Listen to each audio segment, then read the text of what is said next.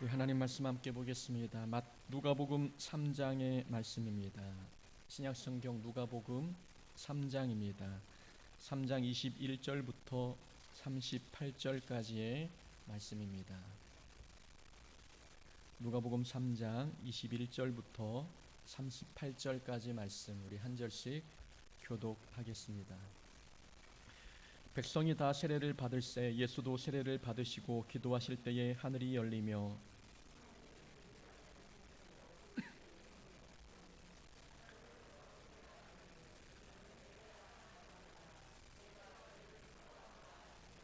예수께서 가르치심을 시작하실 때에 30세쯤 되시니라. 사람들이 아는 대로는 요셉의 아들이니 요셉의 위는 헬리요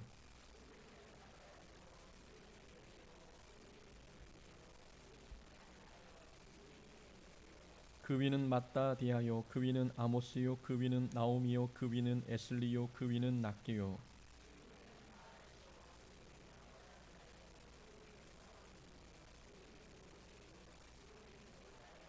그 위는 요하나니요 그 위는 레사요 그 위는 수룹바벨이요 그 위는 스알데엘이요 그 위는 네리요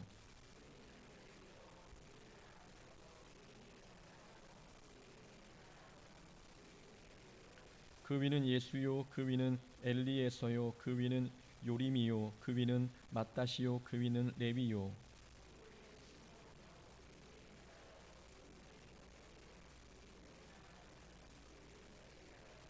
그 위는 멜레아요 그 위는 맨나요 그 위는 마따다요 그 위는 나단이요 그 위는 다윗이요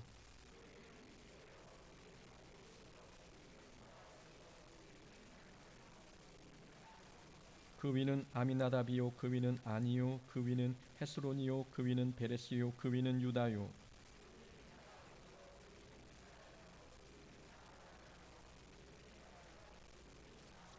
그 위는 수르기요 그 위는 루이요 그 위는 벨렉이요 그 위는 헤버요 그 위는 살라요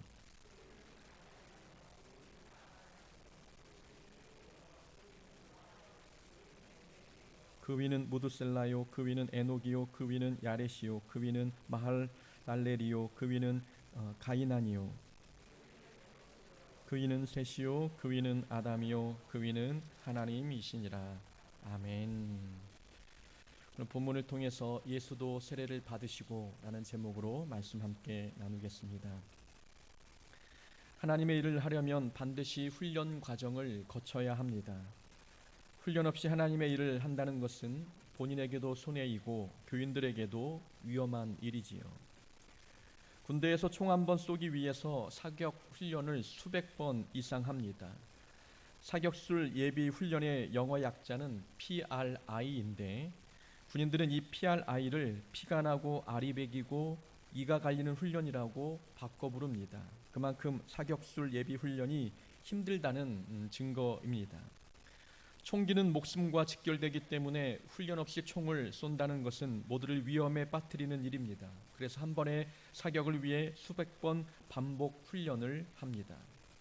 하나님의 일도 마찬가지입니다. 하나님의 일은 성도들의 영혼이 죽고 사는 문제와 직결됩니다. 충분한 훈련 없이 사역을 시작하면 모두를 위험에 빠뜨릴 수 있습니다. 그래서 어떤 사역이든 사역에 앞서 훈련의 과정을 반드시 거쳐야 합니다. 요셉이 총리 대신에 오른 나이가 30세였습니다. 30년 동안 준비할 시간이 필요했던 겁니다. 다윗이 왕이 된 나이도 30세였습니다. 왕이 되기까지 수많은 세월을 광야에서 훈련받았습니다. 왕이 되기까지 30년의 훈련 과정이 필요했기 때문에 하나님께서 다윗을 광야로 보내 훈련받도록 하셨습니다. 오늘 23절을 보니 예수님도 30세가 되어 말씀을 가르치기 시작하셨다라고 기록하고 있습니다. 본격적인 사역의 시작이 30세였습니다. 예수님도 30년간 준비하시고 훈련하신 뒤에 3년 6개월의 사역을 하시다가 십자가 위에 죽으셨습니다. 3년의 사역을 위해 30년을 준비하신 겁니다. 우리는 3년을 준비하고 30년을 사역하려고 하지 않습니까? 3년을 준비하면 다행이지만 항존직의 피택이 되면 길게는 1년, 짧게는 6개월의 훈련 과정을 거치고 사역을 시작합니다. 예수님께서 3년의 사역을 위하여 30년을 준비한 것에 비하면 우리가 받는 훈련은 턱없이 부족하다는 생각이 듭니다. 하나님의 일은 준비 없이는, 훈련 없이는 할 수 없는 일임을 우리는 기억해야 합니다. 요즘 교회마다 교육 파트 전도사를 구하기 매우 어렵습니다. 고흥에만 나타나는 현상이 아니라 시 단위의 도시에서도 동일하게 나타나는 현상입니다. 여수에 있을 때에도 친분 있는 목사님이 교육 파트 전도사 1명 구해달라고 부탁을 하셨는데 구할 수가 없었습니다. 교육 전도사를 구하기 어렵자 다른 교회 사모님이라도 오셔서 아동부 설교만 해달라고 부탁하는 모습을 보았지요. 그만큼 파트타임 교육자를 구하는 것은 하늘의 별 따기만큼 요즘에는 어려워졌습니다. 신학교 정원은 줄지 않았는데 사역자가 없다는 것 참 아이러니컬합니다. 여러 가지 이유가 있겠지만 대표적인 이유를 꼽는다면 수입 때문입니다. 교회 사역하는 것보다 다른 아르바이트 하는 것이 수입이 더 좋지요. 대형 교회에서 사역하지 못할 바에는 아르바이트로 돈을 벌면서 공부하고 졸업한 뒤에 전임 사역자로 나가는 것이 더 유리하다고 판단하는 것 같습니다. 그렇게 한다면 훈련의 시간이 없습니다. 대학 4년을 졸업하고 신대원 3년을 졸업하면 전임 사역자로 교회 현장에 바로 뛰어들게 되는데 만약 대학도 신학대를 나오지 아니하고 일반 대학을 나왔다면 신대원 3년간 배운 신학이 전부입니다. 신대원 3년을 공부하면서 전도사 사역을 하지 않고 아르바이트만 하면서 학교를 졸업했다면 전임 사역에 나갔을 때 본인도 힘들고 교인도 힘들어 버리는 것입니다. 물질이 아무리 힘들어도 아르바이트를 하는 것보다도 교회에서 교육 파트 사역을 하면서 훈련받는 것이 본인에게도 도움이 되고 교회에 은혜를 끼치는 데에도 분명 도움이 되는 것입니다. 저는 교육 파트 전도사 사역을 11년 했습니다. 신대원 3년을 졸업하고 전임 사역자로 사역했던 기간도 11년이지요. 부교육자 생활만 22년이 넘었습니다. 근데 그 정도의 경험이 있어도 교회마다 문화가 다르고 사람이 다르기 때문에 교회를 옮길 때마다 새롭게 배워야 할 것들이 있습니다.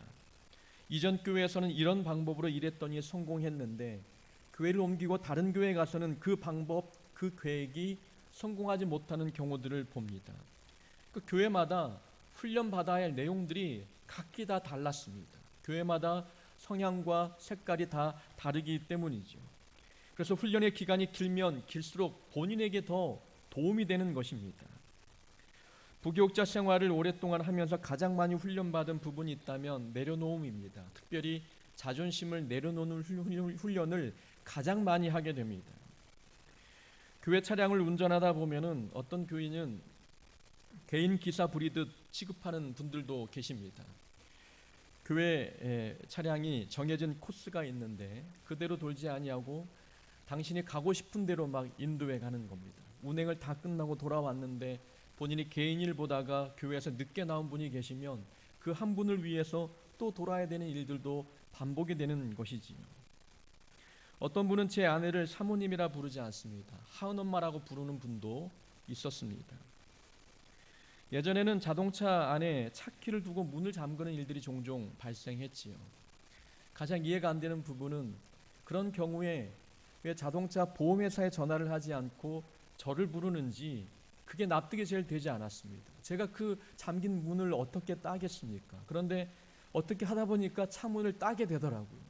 2번이나 그런 일들을 반복하게 되니까 성도들 마음에는 전도사는 뭐든 다 할 줄 아는 사람으로 생각하는 것 같았습니다. 그런 모든 일들을 감당하기 위해서는 자존심을 내려놓지 않고는 웃으면서 그 사역을 하기 매우 어렵습니다. 우리 송재상 교육 목사님은 쥐까지 잡아봤다고 합니다. 목양실에 쥐가 한 마리 들어왔는데 담임 목사님이 깜짝 놀라 소리 지르면서 송 목사를 불렀다고 하는 거죠. 송 목사가 들어와서 플라스틱 통으로 쥐를 잡으러 쫓아다니는데 그래서 살이 빠진 것 같습니다. 쥐를 그 플라스틱 통으로 딱 눌렀는데 반쯤 뛴 거예요. 그러니까 담임 목사는 비명을 지르고 송 목사는 그걸 잡느라고 고생하는 모습들을 또 이야기를 들었습니다. 참 고생을 많이 했더라고요. 부교육자를 하다 보면 목회와 상관없는 일들을 할 때가 많습니다. 자존심을 내려놓는 훈련은 목회와 상관없는 일을 할 때 받습니다. 이것까지 해야 돼? 라는 생각이 드는 일이 있는데 그런 일을 해낼 때 자존심을 내려놓게 됩니다. 이런 것까지 해야 해 라는 말은 내가 예상했던 것보다 더 밑바닥 일을 할 때 그 말이 나옵니다. 내가 하고 싶지 않은 일, 내가 할 일이 아니라고 생각하는 일, 그런 일을 하게 될 때 자존심을 내려놓는 훈련을 하게 됩니다. 예수님께서 하늘 보좌를 버리시고 이 땅에 내려오셨습니다. 하늘 보좌를 버리시고 인간이 되셨다는 것. 예수님은 그렇게 낮아지시면서까지 사역을 감당하셨지만 자존심 상해하지 않으셨습니다. 우리는 예수님의 그런 모습을 겸손이라고 이야기합니다. 그 겸손은 자존심을 내려놓지 않고는 겸손의 덕목을 보이기 어렵습니다. 예수님이 이 땅에서 사역하시고 난 뒤에 십자가에 달려 돌아가셨습니다. 극악무도한 죄수들에게만 내려지는 십자가형을 예수님이 받으셨지요. 그래도 예수님은 자존심 상해하지 않으셨습니다. 우리는 그런 예수님의 모습을 순종이라고 말합니다.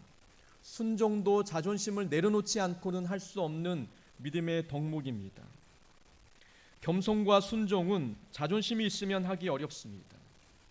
우리가 하나님의 일을 할 때에 자존심을 내려놓는 훈련을 해야 합니다. 그래야 겸손과 순종이 우리 신앙생활에서 나타나게 되는 것이지요.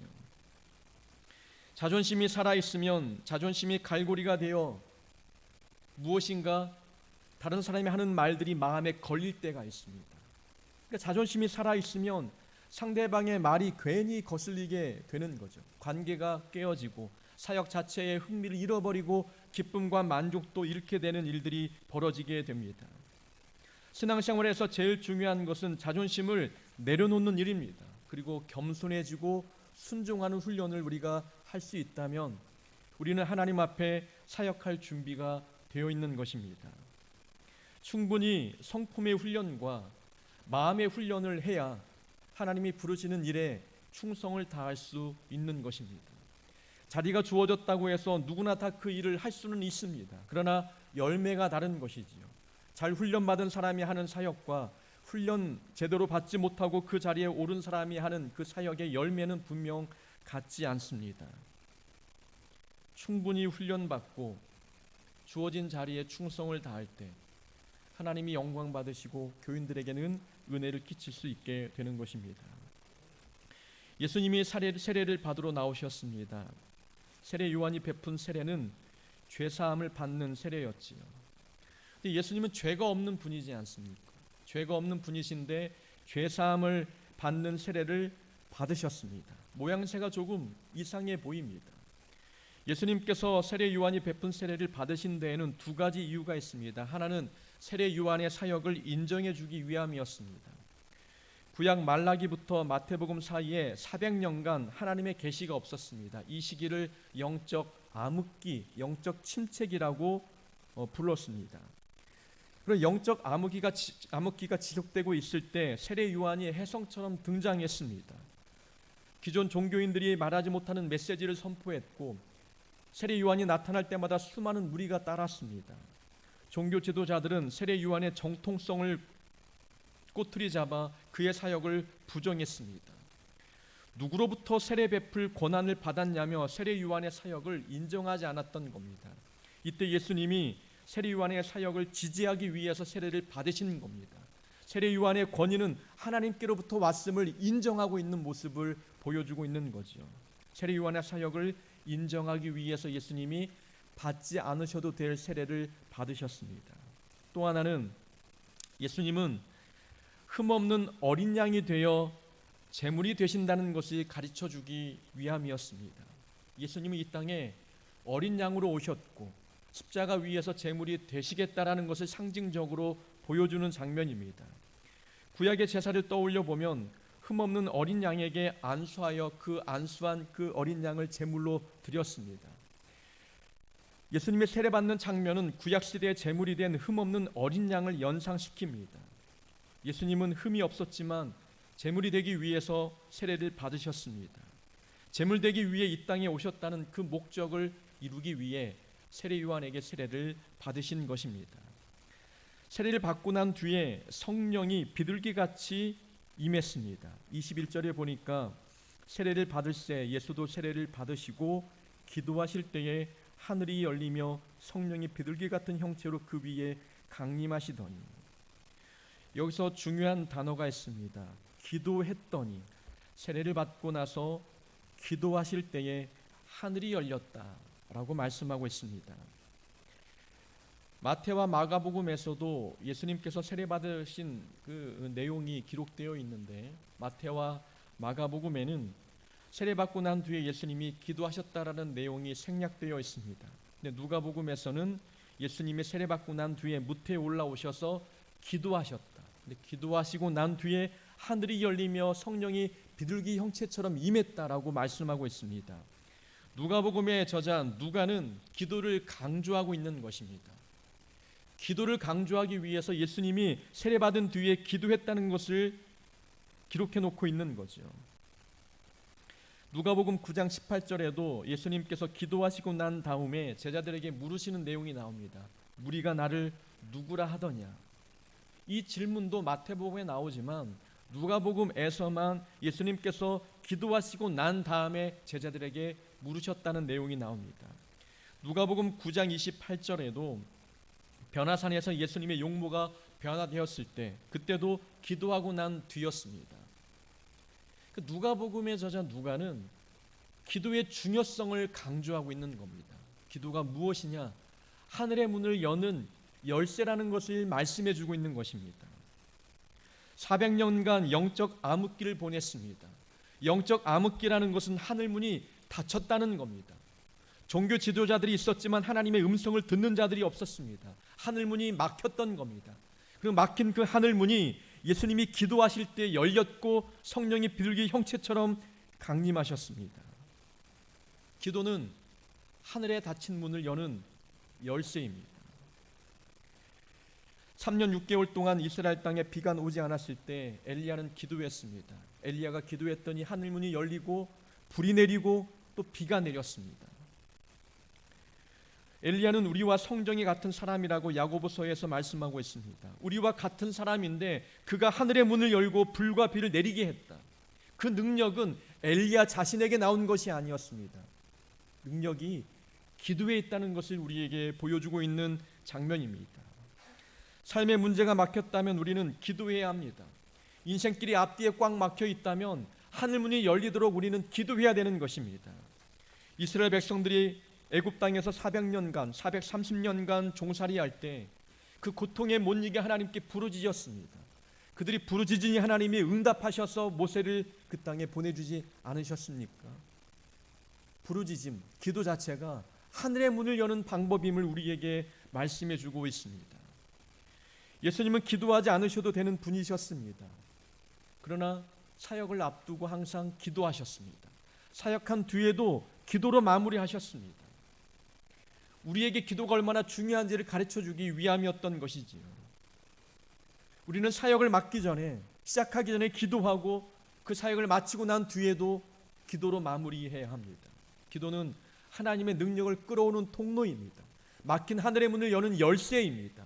막힌 문제를 해결하는 열쇠가 바로 기도에 있다는 것을 기억하여서 우리는 기도하는 자가 되어야 합니다. 기도 훈련을 받아야 되는 것입니다. 기도했더니 하늘문이 열리고 성령이 비둘기 같은 형체로 그 위에 강림했습니다. 자, 비둘기 같은 형체라는 이 문장 속에 형체라는 단어의 원문을 보면 눈으로 볼 수 있는 모습이라는 의미입니다.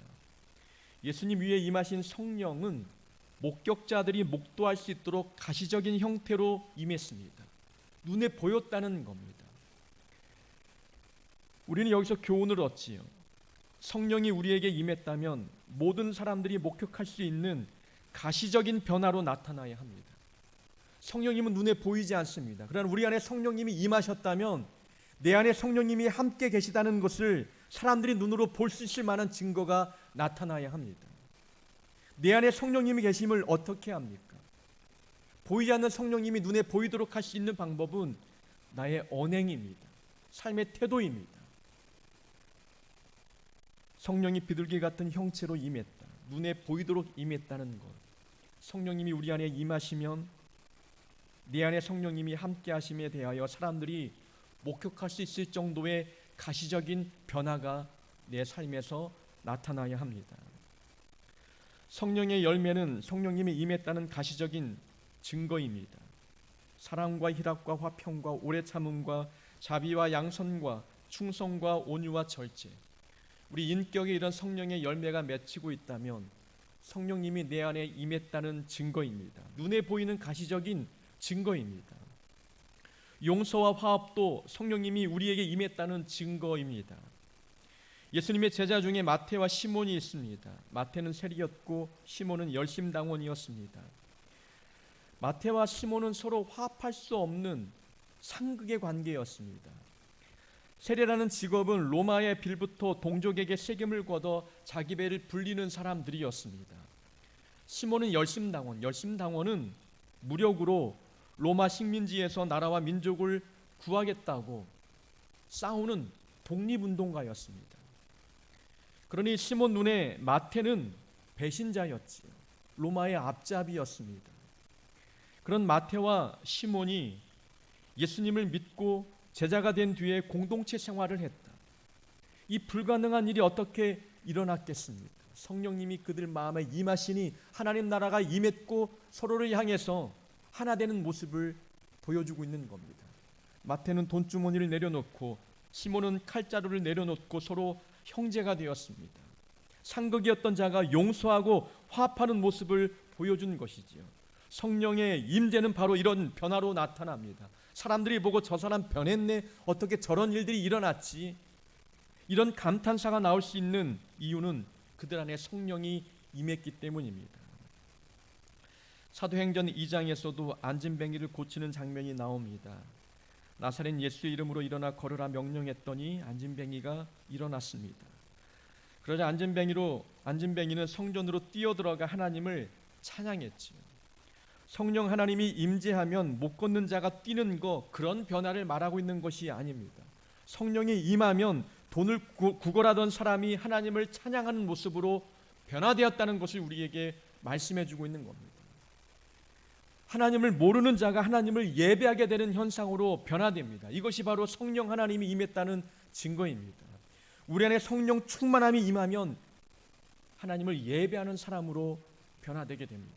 삶의 찬양이 충만하게 흘러나옵니다. 성령님은 보이지 않지만 성령님을 마음에 모신 사람들은 변화되게 되어 있습니다. 그 변화됨의 모습이 성령 하나님이 임재했다는 증거입니다. 그러니까 성령 충만함은 눈으로 보이는 것입니다. 어제 사업하시는 성도님들의 사업장을 방문했습니다. 코로나 때문에 좀 힘들어 하실까봐 작은 간식을 준비해서 방문을 좀 했습니다. 어떤 분은 장사가 안 돼서 하루에 한 명도 손님이 오지 않는 경우도 있었습니다. 그런데 실망한 기색이 없었습니다. 그분이 고백하기를 하나님이 주시면 주시는 대로 살고 안 주시면 안 주시는 대로 살면 됩니다 라고 이야기합니다. 너무 애쓰지 않고 하나님께서 주시는 것만 가지고 살면 됩니다 라고 이야기합니다. 걱정과 염려 대신에 주어진 상황을 하나님께서 베푸신 환경으로 받아들이셨습니다. 집사님 믿음이 참 좋으십니다 라고 이야기했더니 손사래를 치시면서 믿음은 없다고 말씀합니다. 어떤 삶이 믿음 좋은 삶인지를 모르고 있는 듯 하였습니다. 유일한 생계수단이 그 장사인데 하루에 손님이 한 명도 없다는 것은 심각한 상황 아니겠습니까? 그러나 하나님이 주신 것만 가지고 먹고 살면 된다고 고백하는 것은 보통 믿음이 아닙니다. 성령님이 그 안에 임재하시면 주어진 삶에 만족합니다. 만족하는 모습을 볼 때 그분 안에 성령님이 임하고 있다는 것을 눈으로 보게 되는 것입니다. 어떤 집사님은 바쁘고 힘들게 살지만 행복하다고 고백하셨습니다. 코로나 영향으로 여러모로 힘들지만 요즘은 정말 행복합니다 라고 이야기하는 모습을 보았습니다. 행복하다는 말은 정말 행복하지 않으면 나오지 않는 말입니다. 거짓말로 억지로 꾸며내서 행복합니다 말하려고 해도 마음의 동의가 일어나지 않으면 그 말은 절대 하기 어렵습니다. 그렇지 않습니까? 행복합니까? 물어보면 정말로 행복한 사람들만이 저 행복합니다라고 이야기할 줄 압니다. 삶은 그렇게 넉넉하지 않고 어렵지만 행복한 이유가 무엇 때문이겠습니까? 성령 충만하기 때문입니다. 성령 충만하니까 지금 내 삶이 행복한 것입니다. 얼굴 표정을 보면 성령님이 그 안에 계신지 안 계신지를 알 수 있는 겁니다. 성령이 임했다는 것은 가시적으로 볼 수 있는 겁니다. 사람들이 목격할 수 있을 정도의 형체가 나타나야 되는 것입니다. 우리에게도 성령님이 임재하셨다면 그 증거가 있어야 합니다. 달라져야 되는 것이지. 우리 입에서 나오는 말, 눈빛, 삶을 대하는 태도, 이런 모습 속에서 내 안에 성령님이 계시다는 것을 증명할 수 있어야 합니다. 성령이 비둘기 같은 형체로 그 위에 강림하셨습니다. 모든 사람들이 볼 수 있었습니다. 나를 바라볼 때 모든 사람들이 생각하기를 저분 안에 성령님이 계시는구나. 눈으로 볼 수 있다면 정말 그것은 성령 충만한 사람의 모습입니다. 23절부터는 예수님의 족보가 나옵니다. 성경에서 제일 지루한 부분이 족보이죠. 사람 이름 읽기도 힘들고 무슨 내용이 담겨 있길래 성경에는 이런 족보가 많이 나오는지, 맘먹고 성경 통독을 시작하다가도 족보가 나올 때마다 중단할 때가 있습니다. 어릴 적 저도 늘 그랬어요. 마태복음 신약 성경을 한번 통독해 보겠다. 마태복음을 쫙 펴면 족보부터 쭉 나오는 거예요. 너무 지루합니다. 성경을 덮을 때가 한두 번이 아니었습니다. 그러나 족보는 다양한 메시지를 전달해 주고 있습니다. 구약에서 나오는 족보는 긴 역사를 다 기록하기 어려우니 족보를 통해서 역사를 짧게 단축시켜서 보고해 주는 의미가 있었습니다. 또한 하나님께 복받은 사람이 어떻게 번성했는지 족보를 통해서도 말씀해 줍니다. 신약에서는 마태복음에 족보가 있고 오늘 누가복음에도 족보가 있습니다. 마태와 누가는 예수님의 족보를 다루고 있지만 두 사람의 기록은 살짝 다릅니다. 마태는 요셉의 족보를 이야기하고 있고 누가는 마리아 중심으로 족보를 이야기하고 있습니다. 23절에 보면은 요셉의 아들이니 사람들이 아는 대로는 요셉의 아들이니 요셉의 위로는 헬리요. 요셉의 위는 헬리라는 것은 요셉의 장인 이름이 바로 헬리라는 것입니다. 그러니까 마리아 족보를 누가복음이 기록하고 있는 것이지요. 마태는 아브라함부터 아래 자손들로 이어지는 위에서 아래로 이어지는 족보를 말하고 있지만 오늘 누가복음에서는 아래에서 위로 올라가는 족보를 설명해 주고 있습니다. 마태복음의 독자는 유대인입니다. 유대인들에게 복음을 전하기 위해서 마태는 예수님이 아브라함과 다윗의 후손이라는 것을 강조해야 했습니다. 예수님은 다윗의 왕조 혈통을 계승하는 메시아라는 사실을 알려주기 위해서 족보를 사용한 것입니다. 아브라함과 다윗의 자손 예수 그리스도의 세계란, 마태복음 1장 1절에 그렇게 기록되어 있습니다.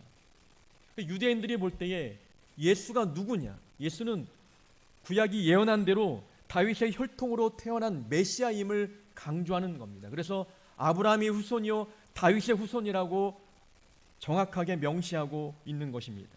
유대인들을 위한 성경이 마태복음이기 때문이죠.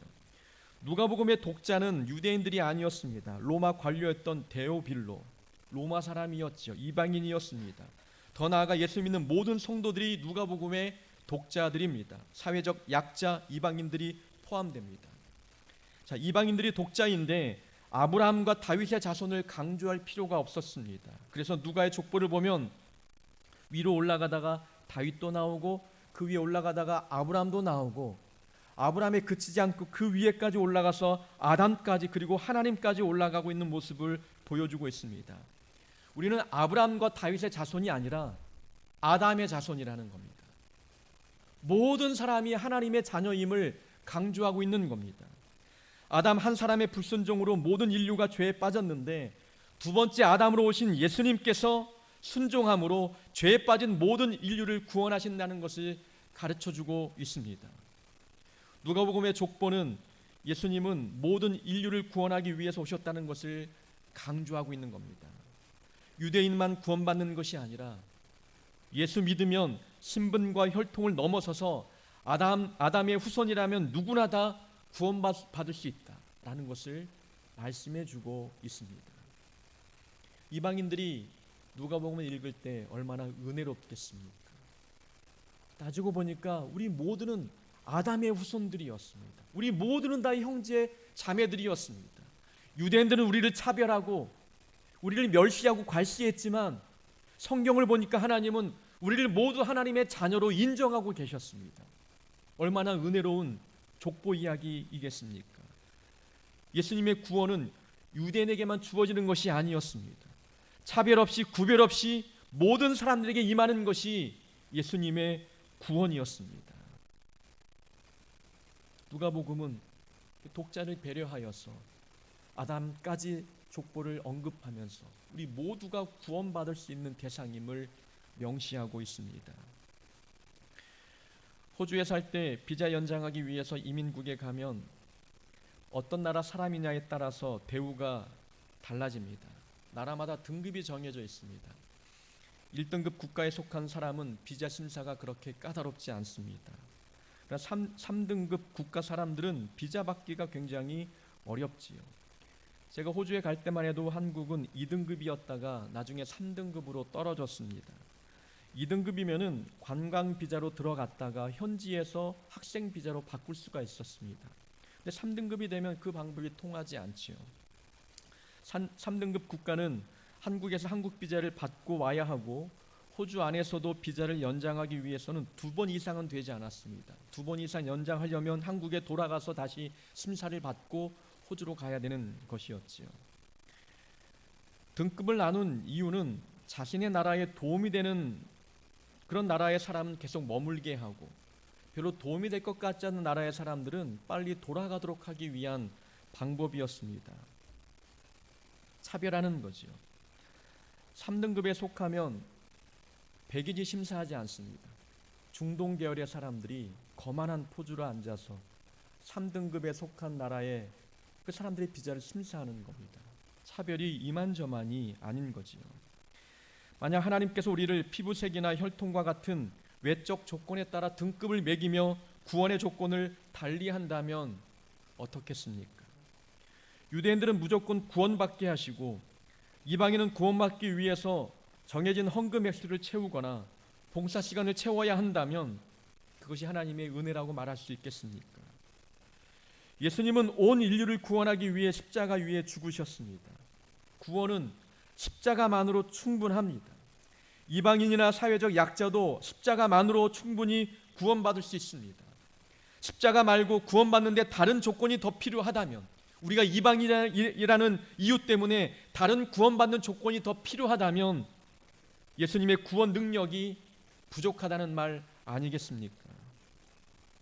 단 한 번 예수님의 순종으로, 예수님 십자가의 죽음으로 온 인류가 공평하게 동등하게 구원받을 수 있게 되었습니다. 하나님 우리를 차별하지 아니하시고 모든 사람을 동일하게 사랑하십니다. 이것이 바로 하나님의 은혜입니다. 예수님의 족보를 보니까 마지막에 아담이었고 그 위에가 하나님이었습니다. 예수님은 하나님의 아들임을 강조하면서 하나님의 아들이신 예수님께서는 우리를 차별하지 아니하시고 모든 사람을 자녀 삼으신다는 것을 분명 우리에게 족보를 통해서 강조하고 있습니다. 우리 모두는 하나님의 구원 계획에 들어 있습니다. 한 사람도 잃지 않길 원하시는 것이 바로 하나님의 뜻입니다. 사도 바울 고백처럼 우리가 죄인 중에 개수와 같다 할지라도 하나님은 우리를 위해 예수님을 이 땅에 보내셨습니다. 이 중에 단 한 명도 잃지 않기 위해서 지금도 예수님은 우리를 위해서 중보하고 계십니다. 우리를 구원하셔서 하나님 자녀 삼아주신 것만으로도 우리는 큰 은혜가 아니겠습니까? 우리는 당연히 구원받는 자들이 아닙니다. 우린 죄인이었고 우리도 이방인이었습니다. 그런데도 불구하고 하나님은 우리 앞에 구원의 문턱을 높이지 않으셨습니다. 모든 사람들이 동일한 방법으로 구원받을 수 있도록 구원의 문턱을 낮추셨습니다. 우리가 구원받았다는 것은 이것은 기적과 같은 일입니다. 이것은 하나님의 놀라운 은혜입니다. 무한히 사랑하는 하나님의 사랑이 아니었다면 우리는 구원받을 길이 없는 자들이었습니다. 우리는 그런 은혜와 그런 사랑을 받고 있습니다. 우리는 이 누가복음에 기록되어 있는 족보, 마태복음에 나와 있는 족보보다 저는 더 누가복음의 족보가 마음에 듭니다. 여기 하나님의 사랑과 은혜가 담겨 있기 때문입니다. 하나님은 모든 사람을 공평하게 구원하기를 원하십니다. 그렇다면 우리도 하나님의 자녀로서 모든 사람을 공평하게 대하여야 합니다. 우리는 한 아담 안에서 한 형제 자매이기 때문에 그렇습니다. 외적인 조건을 보고 차별하지 말아야 합니다. 교회 나올 때의 옷차림이 다르고 배움의 지식의 정도가 다르고 생활 수준이 다르다 할지라도 하나님 안에서 우리가 한 형제 자매라고 한다면 이 교회 안에서만큼은 모든 사람들이 동등하게 사랑하고 동등한 대우를 받을 수 있어야 합니다. 우리 공서북교회만큼은 하나님의 공평한 은혜와 사랑이 모든 사람들에게 흘러가서 우리가 서로를 바라볼 때 내 형제요 내 자매라는 생각을 가지고 내가 받은 사랑을 함께 나누어주는 그런 성도가 될 수 있기를 주의 이름으로 축원합니다. 우리 함께 말씀을 붙들고 기도하겠습니다. 우리 하나님,